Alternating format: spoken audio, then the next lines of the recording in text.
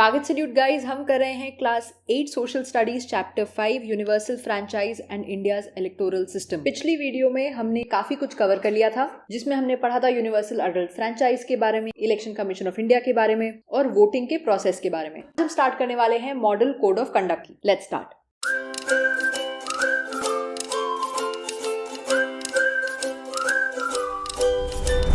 ये जो कोड है ये कुछ सेट ऑफ रूल्स होते हैं जो फॉलो किए जाते हैं for free and fair elections, जिसमें ये बताया जाता है कि जो लीडर्स हैं या पॉलिटिकल पार्टीज हैं या जो कैंडिडेट्स चुनाव में खड़े हैं वो क्या कर सकते हैं और क्या नहीं कर सकते हैं। इन सब चीजों को बोला जाता है मॉडल कोड ऑफ कंडक्ट। जैसे अगर हम इसमें से कुछ चीजों की बात करें तो देयर आर सम रूल्स जो पार्टी गवर्नमेंट में है उनको फॉलो करने पड़ते हैं, जिससे ये इंश्योर होता है कि वो गवर्नमेंट के जो रिसोर्सेज हैं जो उनको मिल रहे हैं गवर्नमेंट सरकार चलाने के लिए, उसको इलेक्शन के पर्पस के लिए ना यूज करें। इलेक्शन के एकदम पास के टाइम में वो कोई भी नई स्कीम्स या प्रोजेक्ट्स लॉन्च नहीं कर सकते हैं जिससे वो जनता के वोट को इन्फ्लुएंस ना कर सके। सारे कैंडिडेट्स जितने भी लोग चुनाव में खड़े हैं सबसे ये एक्सपेक्ट किया जाता है कि वो इस तरह से बिहेव करें कि कोई भी दंगा फसाद ना हो। अगर आप वोट के बदले में गिफ्ट प्रॉमिस करते हो तो वो एक्चुअली पनिशेबल है। तो अगर हम कुछ एग्जाम्पल्स देखें कि जो ECI है, इलेक्शन कमीशन ऑफ इंडिया, वो किस तरह की कंप्लेंट्स हैंडल करते हैं, तो अगर किसी कैंडिडेट ने मान लो कोई गिफ्ट्स या साड़ी, हाउस होल्ड अप्लायंसेस या कुछ भी डिस्ट्रीब्यूट किए विमेन वोटर्स को इन्फ्लुएंस करने के लिए, तो वो गलत है, उनको वो नहीं करना चाहिए। या किसी ने भाषण देते वक्त अब्यूजिव लैंग्वेज यूज करी दूसरे कैंडिडेट के लिए या दूसरी पार्टी के लिए। एक और चीज हो सकती है कि जो गवर्नमेंट ऑफिशियल्स हैं अगर वो किसी पार्टी के लिए कैंपेन करने लग जाते हैं तो ये भी MCC में नहीं आता है। या आप पैसे बांटने लग जाओ वोट्स के बदले में, तो that is also wrong. These are violations of the code of conduct और इनके अगेंस्ट कंप्लेन हो सकती है ECI में। मॉडल कोड ऑफ कंडक्ट को केरला में अडॉप्ट किया गया था 1960 में। उस समय ये मैंडेटरी नहीं था, ये वॉलंटरली अडॉप्ट किया गया था। वहां की जो मेजर पॉलिटिकल पार्टीज थी उनके रिप्रेजेंटेटिव्स ने कहा कि ठीक है, हम ये model code of conduct follow करेंगे। उस समय 1962 में जो इलेक्शन कमीशन ऑफ इंडिया है उन्होंने ये मॉडल कोड ऑफ कंडक्ट वहां की पॉलिटिकल पार्टीज में जनरल इलेक्शंस के टाइम पे सर्कुलेट किया था कैंडिडेट्स को और पॉलिटिकल पार्टीज को इसके बारे में बताने के लिए। लेकिन फिर 1991 से जो इलेक्शन कमीशन ऑफ इंडिया है ये पूरे इंडिया में एकदम प्रोएक्टिव हो गए MCC मेंटेन करने के लिए। ये सब हुआ मिस्टर TN सेशन के अंडर में। ये इलेक्शन कमीशन ऑफ इंडिया के चीफ इलेक्शन कमिश्नर बने थे 1990 में। तो ये ऐसे रिफॉर्म्स लेके आए जिससे फ्री एंड फेयर इलेक्शंस हो पाए। इन्होंने कहा कि कैंपेनिंग के कुछ रूल्स होने चाहिए जो सबको फॉलो करने चाहिए। वोटर्स के पास वोटर ID होनी चाहिए जिससे बार बार कोई प्रॉक्सी ना लगा पाए, गलत वोटिंग ना कर पाए। जितने भी कैंडिडेट्स या पॉलिटिकल पार्टीज जो स्पेंडिंग कर रही हैं उस पे स्ट्रिक्ट नजर रखी जानी चाहिए। ये सब चीजें TN सेशन जी ने इंट्रोड्यूस करी थी और उन्होंने काफी मेहनत करी थी to protect the right of voters. तो इसीलिए उनको याद किया जाता है एज एन ऑफिसर जिन्होंने इंडियन इलेक्शंस को ज्यादा फेयर, ज्यादा ट्रांसपेरेंट और फियरलेस बनाया। तो हमने सब कुछ समझ लिया, इलेक्शन कमीशन के बारे में समझ लिया, वोटिंग कैसे होती है, उसके प्रिंसिपल्स क्या है, we have understood all of that. लेकिन now let's talk about the main thing, understanding elections in India. सबसे पहले बात करते हैं जो हमारा सबसे बड़ा इलेक्शन होता है, इलेक्शन टू द लोकसभा। फिर हम बात करेंगे स्टेट लेजिस्लेटिव असेंबलीज के बारे में भी, जो लोकसभा जैसा ही होता है बस छोटे स्केल पे होता है। अगर आपने लोकसभा समझ लिया तो आपको स्टेट लेजिस्लेटिव असेंबली भी आराम से समझ में आ जाएगी। India is the largest democracy in the world, ठीक है, इससे बड़ी डेमोक्रेसी नहीं है। और इसीलिए जब इंडिया में इलेक्शंस होते हैं तो उसको एकदम फेस्टिवल ऑफ डेमोक्रेसी कहा जाता है। ये एक ऐसा समय होता है जब सिटीजन्स जो हैं वो अपना राइट एक्सरसाइज कर सकते हैं to choose their representative freely, fairly and responsibly. हमें मालूम है इंडिया जो है वो एक parliamentary system of government follow करता है जहां पे सिटीजन्स हर लेवल पे पार्टिसिपेट करते हैं इलेक्शंस पे, चाहे वो नेशनल लेवल हो मतलब लोकसभा के इलेक्शंस हो या स्टेट लेजिस्लेटिव असेंबली के इलेक्शंस हो या फिर लोकल बॉडीज के इलेक्शन हो सिटी और विलेज लेवल पे। इसके लिए हमारी कंट्री को 543 कॉन्स्टिट्यूएंसीज में डिवाइड किया गया है फॉर द लोकसभा इलेक्शंस। जो भी लोग इलेक्ट होते हैं, जो भी कैंडिडेट्स इलेक्ट होते हैं लोकसभा में, उनको हम कहते हैं मेंबर्स ऑफ पार्लियामेंट। और जो भी लोग स्टेट लेजिस्लेटिव असेंबली में इलेक्ट होते हैं उनको हम कहते हैं members of legislative assembly. India में जो हम इलेक्टोरल सिस्टम फॉलो करते हैं उसको कहा जाता है फर्स्ट पास्ट द पोस्ट। इसको याद रखिएगा एग्जाम्स के लिए, फर्स्ट पास्ट द पोस्ट। इसका मतलब हुआ कि जिस भी कैंडिडेट्स को सबसे ज्यादा वोट्स मिलते हैं वो जीत जाता है उस कॉन्स्टिट्यूएंसी से। इसके लिए जरूरी नहीं है कि आपको 50% या उससे ज्यादा वोट्स लाने हैं, जिसके सबसे ज्यादा वोट्स होंगे वो उस कॉन्स्टिट्यूएंसी का रिप्रेजेंटेटिव बन जाएगा। हाँ, अगर किसी को क्लियर मेजोरिटी नहीं मिली, मान लीजिए जब वोटिंग प्रोसेस कंप्लीट हो गया और गवर्नमेंट बनाने की बारी आई, तो क्या होता है, तब कोएलिशन गवर्नमेंट होती है। जब किसी भी पार्टी को क्लियर मेजोरिटी नहीं मिली होती है तो फिर पार्टीज जो भी हैं वो मिल के सरकार बनाती हैं, उसको कोएलिशन कहा जाता है। तो जो भी पॉलिटिकल पार्टी जीतती है, मतलब जिसके सबसे ज्यादा कैंडिडेट्स जीते होते हैं, या अगर कोएलिशन सरकार बन रही है, जो भी जीतता है वो बनाते हैं सरकार at the national level, they form the government. इस पूरी मेजोरिटी के जो लीडर होते हैं, तो हमारी जैसे 543 कॉन्स्टिट्यूएंसीज हैं, तो उसमें से जो मेजोरिटी पार्टी जीती 2024 में बीजेपी जीती। क्यों जीती? क्योंकि जो मैक्सिमम कैंडिडेट्स अलग अलग कॉन्स्टिट्यूएंसीज से इलेक्ट हुए वो सब बीजेपी के थे। तो जिसके सबसे ज्यादा कैंडिडेट जीते वो पार्टी जीती और वो सरकार बनाएंगी। अब इस मेजोरिटी पार्टी के जो लीडर होते हैं वो प्राइम मिनिस्टर बन जाते हैं, जैसे हमारे यहाँ श्री नरेंद्र मोदी जी बन गए। यही सेम प्रोसेस स्टेट लेवल में भी होता है। और जो मेजोरिटी पार्टी के लीडर होते हैं वो क्या बन जाते हैं? Chief minister. तो इसीलिए जो स्टेट इलेक्शन कमीशन है उसका बहुत ही इंपॉर्टेंट रोल होता है, क्योंकि वो जनरल इलेक्शंस, मतलब जो लोकसभा इलेक्शंस हैं उसमें भी स्टेट को संभालते हैं, और स्टेट लेजिस्लेटिव असेंबली के इलेक्शंस में भी स्टेट को संभालते हैं, और साथ ही साथ जो लोकल इलेक्शंस होते हैं ग्रास रूट लेवल पे उसको भी संभालते हैं। इसके लिए ये जो इलेक्शन कमीशन ऑफ इंडिया है, जो सेंट्रल लेवल पे है, उसके साथ कोऑर्डिनेशन में काम करते हैं, और जितने भी कॉन्स्टिट्यूशनल प्रोविजंस हैं हमारे इलेक्शंस के लिए, इंक्लूडिंग यूनिवर्सल अडल्ट फ्रैंचाइज, वो सब स्टेट इलेक्शन कमीशन भी फॉलो करता है। तो ये हमने समझ लिया लोकसभा के इलेक्शंस। जो दूसरा हिस्सा होता है हमारी पार्लियामेंट का, पार्लियामेंट में 3 हिस्से होते हैं बेसिकली, ठीक है। ये चीज इस चैप्टर में नहीं दी हुई है, अगले चैप्टर में हम इसको पढ़ेंगे, लेकिन आपकी नॉलेज और अंडरस्टैंडिंग के लिए मैं आपको बता दे रही हूँ। पार्लियामेंट के 3 हिस्से होते हैं, प्रेसिडेंट, लोकसभा और राज्यसभा। तो लोकसभा का इलेक्शन कैसे होता है ये मैंने आपको बता दिया। अब हम आते हैं राज्यसभा पे। तो जो भी कैंडिडेट राज्यसभा में इलेक्ट होते हैं उनको भी हम मेंबर ऑफ पार्लियामेंट बोलते हैं, क्योंकि अल्टीमेटली ये सब पार्लियामेंट का ही हिस्सा है। लेकिन एक डिफरेंस है, ये लोग जो हैं ये इनडायरेक्ट इलेक्शन से इलेक्ट होते हैं। लोकसभा वाले डायरेक्ट इलेक्शन से होते हैं, मतलब जनता जो है वो डायरेक्टली जिसको वोट देती है वो ही लोकसभा में जाता है। लेकिन राज्यसभा में जनता डायरेक्टली वोट नहीं करती। देखिए, राज्यसभा में 245 मेंबर्स होते हैं, ओके। इन 245 मेंबर्स में से 233 मेंबर्स जो हैं वो इलेक्टेड हैं, लेकिन उनको कौन इलेक्ट कर रहा है? स्टेट लेजिस्लेटिव असेंबली के जो इलेक्टेड मेंबर्स हैं वो इलेक्ट कर रहे हैं। मतलब जनता ने स्टेट लेवल पे जो लेजिस्लेटिव असेंबली के इलेक्शंस होते हैं, स्टेट लेवल पे मान लीजिए हमने जिसको वोट दिया वो हमारी स्टेट के लेजिस्लेटिव असेंबली का मेंबर बन गया, है ना। अब ये जो मेंबर्स हैं वो हर स्टेट से वोटिंग करते हैं, और वो जिसको इलेक्ट करते हैं वो राज्यसभा का मेंबर बनता है। तो ये इनडायरेक्ट इलेक्शन हुए। हमने जिनको चुना ऑन अ स्टेट लेवल वो लोग आगे राज्यसभा के मेंबर्स चुनते हैं। लेकिन ये तो हुए 233 मेंबर्स। जो बाकी 12 बचे हुए मेंबर्स हैं उनको प्रेसिडेंट ऑफ इंडिया नॉमिनेट करते हैं। अब कौन सा स्टेट कितने लोगों को इलेक्ट करता है? तो हर स्टेट को एक अलग number of Rajya Sabha seat allocate होती है बेस्ड ऑन द पॉपुलेशन। तो ऑब्वियस ही बात है, जो ज्यादा पॉपुलेशन वाले स्टेट्स हैं जैसे कि यूपी, उनके सीट्स ज्यादा होंगे एज कंपेयर टू जो कम पॉपुलेशन के स्टेट्स हैं जैसे अरुणाचल प्रदेश। तो अब हमको समझ में आ गया कि राज्यसभा में जो मेंबर्स हैं वो कैसे चुने जाते हैं। लेकिन एक और इम्पोर्टेंट बात यह है कि राज्यसभा को परमानेंट हाउस भी कहा जाता है। क्यों? क्योंकि इसको कभी डिसॉल्व नहीं किया जाता। जैसे लोकसभा इलेक्शंस जो होते हैं वो हर 5 साल में होते हैं, ठीक है ना। तो हर 5 साल में चांसेस हैं कि आपकी लोकसभा पूरी तरह से चेंज हो जाएगी। लेकिन राज्यसभा जो है वो कभी भी पूरी तरह से डिसॉल्व नहीं करी जाती। डिसॉल्व का क्या मतलब हुआ?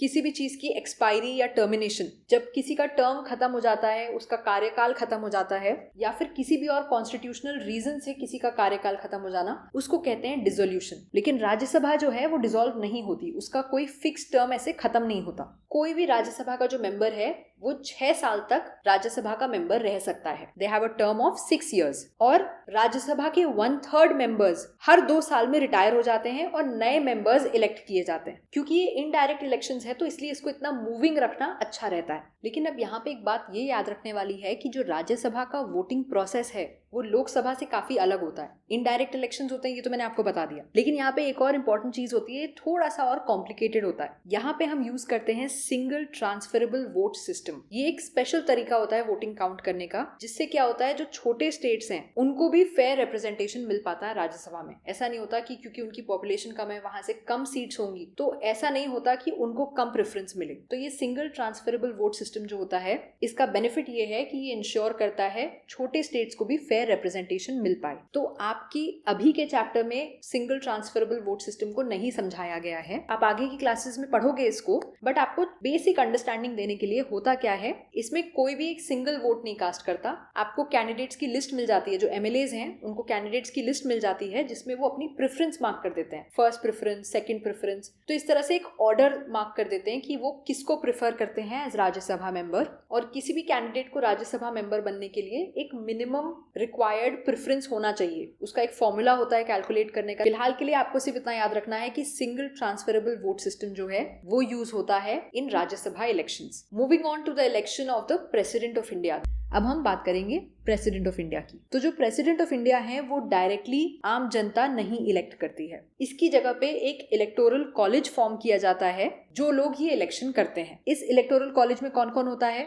मेंबर्स ऑफ पार्लियामेंट होते हैं, चाहे वो लोकसभा के मेंबर हो या राज्यसभा के, दोनों ही होते हैं। और मेंबर्स ऑफ लेजिस्लेटिव असेंबलीज होती हैं, सारे इंडियन स्टेट्स और दिल्ली और पुडुचेरी की यूनियन टेरिटरीज के एमएलएज होते हैं। तो इलेक्टोरल कॉलेज का हिस्सा कौन कौन हुआ? सारे एमपीज मतलब Lok Sabha members and Rajya Sabha members, as well as सारे स्टेट्स के एमएलएज और दिल्ली और पुडुचेरी जो यूनियन टेरिटरीज हैं उनके एमएलएज। यहाँ पे भी हम single transferable vote system follow करते हैं। और ऐसा क्यों करते हैं? क्योंकि जो प्रेसिडेंट है वो पूरी कंट्री को रिप्रेजेंट कर रहे होते हैं। तो अगर हम single transferable vote system use करते हैं तो अगेन दिस मेथड इंश्योर्स कि सेंट्रल और स्टेट दोनों पॉइंट ऑफ व्यू जो है वो रिप्रेजेंट हो पाए जब हम प्रेसिडेंट को इलेक्ट करें। यहाँ पे भी जो वोटिंग प्रोसेस होता है वो बहुत ही कॉम्प्लिकेटेड होता है, थोड़ा सा इलेबोरेट होता है। और जो ज्यादा पॉपुलेशन वाले स्टेट्स हैं ऑब्वियसली क्योंकि उनके एमएलए ज्यादा होंगे तो उनकी बात का वजन ज्यादा होता है। तो ये तो हमने बात कर ली कि प्रेसिडेंट को इलेक्ट करने के लिए कौन कौन जरूरी होता है, इलेक्टोरल कॉलेज किससे बनता है। लेकिन प्रेसिडेंट को इलेक्ट करने के लिए कौन कौन नहीं इन्वॉल्व होता है, आइए ये भी देख लेते हैं। राज्यसभा के जो नॉमिनेटेड मेंबर्स हैं, जो 12 लोग जिनको प्रेसिडेंट नॉमिनेट करता है, वो प्रेसिडेंट के लिए वोटिंग नहीं करते हैं। ऑब्वियस सी बात है, अगर प्रेसिडेंट किसी को नॉमिनेट कर रहा है और वो लोग प्रेसिडेंट को चुन रहे हैं तो ये तो एकदम बेकार सिस्टम हो गया है ना। तो ऐसे काम नहीं होता, इलेक्शंस में ऐसा नहीं चलता। इसी तरह से स्टेट लेजिस्लेटिव असेंबली में भी जो नॉमिनेटेड मेंबर्स होते हैं, क्योंकि स्टेट लेजिस्लेटिव असेंबली बिल्कुल सेंट्रल पार्लियामेंट की तरह काम करती है, तो वहां पे भी कुछ नॉमिनेटेड मेंबर्स होते हैं, वो भी प्रेसिडेंट इलेक्शंस में कंट्रीब्यूट नहीं करते हैं। मैंने आपको बताया लोकसभा की तरह स्टेट लेवल पे होता है लेजिस्लेटिव असेंबली, तो राज्यसभा की तरह स्टेट लेवल पे क्या होता है, उसको कहते हैं legislative council. This is the same thing like Rajya Sabha but at a state level. और ये हर स्टेट में नहीं होता है। जहां पे भी जिस भी स्टेट पे बाय कैमरल लेजिस्लेचर्स होते हैं, सिर्फ उन्हीं स्टेट में लोकसभा और राज्यसभा दोनों होती है। अब यहाँ पे मैंने आपको नया वर्ड बता दिया, बाय कैमरल लेजिस्लेचर। ये क्या होता है? बाय कैमरल लेजिस्लेचर बहुत ही सिंपल भाषा में मैं आपको बताऊं तो सिर्फ एक ऐसा सिस्टम होता है पार्लियामेंट का जहां पे जो लेजिस्लेटिव बॉडी है उसमें दो हाउसेज हैं, लोकसभा और राज्यसभा, या legislative assembly, legislative council, lower house, upper house, ये सारे नाम होते हैं इनके। तो इंडिया में सेंट्रल लेवल पे भी बाय कैमरल लेजिस्लेचर है, क्योंकि हमारे सेंट्रल लेवल पे भी लोकसभा और राज्यसभा दोनों हैं, दो हाउसेज हैं। और काफी सारे स्टेट्स में, स्पेशली जो बड़े स्टेट्स हैं, वहां पे भी बाय कैमरल लेजिस्लेचर होता है, मतलब लेजिस्लेटिव असेंबली भी होती है और लेजिस्लेटिव काउंसिल भी होती है। तो coming back to the president, जो भी लेजिस्लेटिव काउंसिल के लोग होते हैं, चाहे इनडायरेक्टली इलेक्टेड या फिर नॉमिनेटेड, दोनों ही प्रेसिडेंट के इलेक्शंस में पार्टिसिपेट नहीं करते हैं। और मैंने आपको बताया दिल्ली और पुडुचेरी यूनियन टेरिटरीज हैं, राइट। तो इनके जो एमएलएज हैं वो तो पार्टिसिपेट करते हैं, लेकिन इनके जो नॉमिनेटेड मेंबर्स हैं वो पार्टिसिपेट नहीं करते हैं। तो आप एक सिंपल बात समझ लो, कहीं के भी जो नॉमिनेटेड मेंबर्स हैं वो बिल्कुल पार्टिसिपेट नहीं करते हैं in the election of president. तो हम ये क्यों फॉलो करते हैं? हम इसलिए फॉलो करते हैं कि जो डायरेक्टली इलेक्टेड रिप्रेजेंटेटिव्स हैं, जिनको जनता ने चुना है, उन्हीं को हक है प्रेसिडेंट चुनने का। क्यों? क्योंकि प्रेसिडेंट जो है वो जनता को रिप्रेजेंट कर रहे हैं। तो हम डायरेक्टली उनको नहीं चुन रहे हैं, लेकिन हमने जिनको चुना है वो रिप्रेजेंटेटिव्स आगे जाके प्रेसिडेंट को चुनते हैं। बात समझ आ गई? तो अगर हम एक क्विकली रिवीजन करें कि अभी तक हमने क्या मेजर पॉइंट्स जो समझे, वो थे कि पार्लियामेंट के 3 हिस्से होते हैं, प्रेसिडेंट, लोकसभा और राज्यसभा। जिस भी कंट्री में लेजिस्लेटिव बॉडी में 2 हाउसेज होते हैं, लोअर हाउस, अपर हाउस या लोकसभा, राज्यसभा, उन सबको कहा जाता है bicameral legislature. India is a bicameral legislature क्योंकि यहाँ 2 हाउसेज हैं। इंडिया के बहुत सारे स्टेट्स में भी बाय कैमरल लेजिस्लेचर होता है क्योंकि वहाँ 2 हाउसेज होते हैं, लेजिस्लेटिव असेंबली जो एकदम लोकसभा की तरह काम करता है और लेजिस्लेटिव काउंसिल जो बिल्कुल राज्यसभा की तरह काम करता है। लोकसभा में 543 कॉन्स्टिट्यूएंसीज हैं। जो जनता है वो डायरेक्टली वोट करती है लोगों के लिए। जो कैंडिडेट जीतता है वो लोकसभा का मेंबर बन जाता है और जिस भी पॉलिटिकल पार्टी के मैक्सिमम कैंडिडेट जीतते हैं वो पार्टी सरकार बनाती है। उनके जो लीडर होते हैं वो प्राइम मिनिस्टर बन जाते हैं और वो अपना मिनिस्टर, काउंसिल ऑफ मिनिस्टर्स चुनते हैं कि जो भी लोग जीते हैं उनमें से वो किसको किसको कौन सा मिनिस्टर बनाना चाहते हैं। जरूरी नहीं है कि सारे मेंबर ऑफ पार्लियामेंट जो हैं वो कोई ना कोई कोई मिनिस्टर हो, बट कोई भी जो मिनिस्टर है वो मेंबर ऑफ पार्लियामेंट होना जरूरी है। अगर वो लोकसभा या राज्यसभा में इलेक्ट नहीं हुआ है तो वो मिनिस्टर नहीं बन सकता। तो प्राइम मिनिस्टर जो है वो अपने हिसाब से उनको जो मिनिस्ट्री जिसको देनी है, जो लगता है उनको कि हाँ ये रोड का काम अच्छा संभाल सकते हैं, ये एग्रीकल्चर का काम अच्छा संभाल सकते हैं, होम मिनिस्ट्री, डिफेंस मिनिस्ट्री, वो उस हिसाब से अपने काउंसिल ऑफ मिनिस्टर्स चुनते हैं। ये हो गया लोकसभा का। राज्यसभा में इनडायरेक्ट इलेक्शंस होते हैं। राज्यसभा कभी डिसॉल्व नहीं होती। राज्यसभा में प्रेजेंटली 245 मेंबर्स हैं, 233 इलेक्टेड हैं और 12 nominated by the president. Rajya Sabha के मेंबर्स का जो टर्म होता है वो 6 साल का होता है। राज्यसभा कभी डिसॉल्व नहीं होती, बट हर 2 साल में उसके 1/3 मेंबर्स रिटायर हो जाते हैं और नए मेंबर्स इलेक्ट किए जाते हैं। यहाँ पे सिंगल ट्रांसफरेबल वोट सिस्टम के थ्रू वोटिंग होती है। And lastly talking about the president of India, यहाँ पे भी इनडायरेक्ट इलेक्शंस होते हैं, single transferable vote system use किया जाता है और एक इलेक्टोरल कॉलेज बनाया जाता है। कौन कौन वोट कर सकता है? All the members of parliament, Lok Sabha और राज्यसभा के, जिनको इलेक्ट किया गया है चाहे डायरेक्टली चाहे indirectly, and all the members of the legislative assembly, जिनको इलेक्ट किया गया है from all the states and from the union territories of Delhi and Puducherry only. कौन कौन नहीं वोट कर सकता? All the nominated members. और कौन वोट नहीं कर सकता प्रेसिडेंट के लिए? जो लेजिस्लेटिव काउंसिल के इनडायरेक्टली इलेक्टेड लोग भी हैं वो भी नहीं वोट कर सकते। ठीक है, बहुत ही सिंपल है और एकदम जिस्ट में मैंने आपको पूरी चीज बहुत अच्छे से समझा दी है। प्लीज इस चैप्टर को बहुत ज्यादा अच्छे से समझ लीजिएगा। This is going to be your base for आगे जो भी सिविक्स आप पढ़ने वाले हैं, जो भी एग्जाम्स देने वाले हैं, उसमें ये बहुत इंपॉर्टेंट है for school as well as for competitive exams. ये जो हमने 3 मेन पढ़ लिए, इसके अलावा एक और इलेक्शन हम पढ़ेंगे जल्दी से, वो है election of the vice president of India. जो वाइस प्रेसिडेंट ऑफ इंडिया है वो एक और काम करते हैं, वो राज्यसभा के चेयरपर्सन भी होते हैं। राज्यसभा को जो हैंडल करते हैं, जो लीड करते हैं, that is the vice president of India. तो जो भी इनडायरेक्टली इलेक्टेड लोग हैं उनके लीडर हो गए वाइस प्रेसिडेंट ऑफ इंडिया। तो ऑब्वियस सी बात है ये भी इनडायरेक्टली इलेक्टेड होंगे, इनके लिए भी जनता डायरेक्टली वोट नहीं करती। तो फिर इनके इलेक्शन और प्रेसिडेंट के इलेक्शन में क्या डिफरेंस है? एक ही डिफरेंस है। प्रेसिडेंट के इलेक्शन में मैंने आपको बताया था कि जो भी नॉमिनेटेड मेंबर्स होते हैं वो वोट नहीं करते हैं, सिर्फ इलेक्टेड मेंबर्स वोट करते हैं। और अगर हम स्टेट लेजिस्लेटिव काउंसिल, मतलब जो स्टेट का राज्यसभा जैसा होता है, उसके तो इलेक्टेड मेंबर्स भी नहीं करते हैं। लेकिन वाइस प्रेसिडेंट के केस में elected as well as nominated members of both houses of the parliament, वो सभी वोट करते हैं। यहाँ पे हम स्टेट्स को इन्वॉल्व नहीं करते हैं, सिर्फ जो लोकसभा और राज्यसभा के सारे मेंबर्स जो हैं वो सब वोट करते हैं, चाहे वो इलेक्टेड हो चाहे नॉमिनेटेड हो। और कौन सा सिस्टम फॉलो करते हैं? Single transferable vote system. जो भी इनडायरेक्ट इलेक्शंस हो रहे हैं आप समझ जाओ उसमें सिंगल ट्रांसफरेबल वोट सिस्टम ही यूज हो रहा है। वाइस प्रेसिडेंट की पोजीशन इसलिए भी बहुत इंपॉर्टेंट होती है क्योंकि अगर कभी किसी कारणवश ऐसी कोई सिचुएशन होती है जिसमें जो प्रेसिडेंट हैं वो अपनी ड्यूटी नहीं कर पा रहे हैं, वो अपना फंक्शन नहीं निभा पा रहे हैं, तो उनकी जगह पे जो वाइस प्रेसिडेंट हैं उनको टेम्पररीली कुछ टाइम तक प्रेसिडेंट का रोल निभाना पड़ता है। तो वेरी सिंपल, बहुत ही अच्छे से हमने समझ लिया। इंडिया का जो इलेक्टोरल सिस्टम है ये बहुत ही ज्यादा मायने रखता है, बहुत सेलिब्रेटेड है अक्रॉस द वर्ल्ड। पूरा वर्ल्ड इसका लोहा मानता है। क्यों? क्योंकि this is the largest democracy और इतने लोगों का इलेक्शंस, इतने सारे इलेक्शंस इतने अच्छे से मैनेज करना बहुत बड़ी बात है। ऑफ कोर्स इसमें भी चैलेंजेस होते हैं, कोई भी चीज बिना चैलेंजेस के नहीं होती। लोग काफी बार पैसे का गलत यूज करते हैं इलेक्शंस में, पैसा बांटते हैं इलेक्शंस के टाइम पे वोट खरीदने के लिए, या बहुत सारे ऐसे कैंडिडेट्स होते हैं जिनके क्रिमिनल रिकॉर्ड्स होते हैं, या काफी बार वोटर्स जो हैं उनको कोई मतलब नहीं होता, वो वोट ही नहीं करने आते हैं, वो अपने वोटिंग राइट की महत्वता नहीं समझते, इंपॉर्टेंस ही नहीं समझते हैं। तो ये सब चैलेंजेस हैं जो हमारी डेमोक्रेसी को और वर्ल्ड की काफी डेमोक्रेसीज को फेस करना पड़ता है। इसके लिए बहुत सारी चीजें करी जाती हैं, जैसे responsible use of media, education, awareness लाते हैं वोटर्स में, जिससे उनको समझ में आए कि हाँ हमें कैसे ढंग से वोटिंग करनी है और वोटिंग करना कितना ज्यादा इंपॉर्टेंट है। डेमोक्रेसी को बचाने का सबसे अच्छा तरीका है एक अच्छा, विजिलेंट और अवेयर वोटर होना। जब आप अपना वोट रिस्पॉन्सिबली देते हो, आप अच्छी सरकार चुनते हो, तो देश की तरक्की होती है। इसी के साथ हमने ये चैप्टर पूरी तरह से बहुत अच्छे से और बहुत ही डिटेल में कंप्लीट कर लिया है। एंड आई होप आपके दिमाग में जो इतने सारे क्वेश्चंस हो रहे थे इस चैप्टर को लेके, मैंने वो सब सॉल्व कर दिए हैं। I know this chapter can be very confusing और बहुत सारे बच्चों को इसमें बहुत डाउट्स होते हैं। चैप्टर में मजा आया हो, चीजें समझ में आई हो, तो don't forget to subscribe, like and share this video with your friends. I will see you guys next time with the next chapter. तब तक के लिए take care and keep it simple. Bye bye.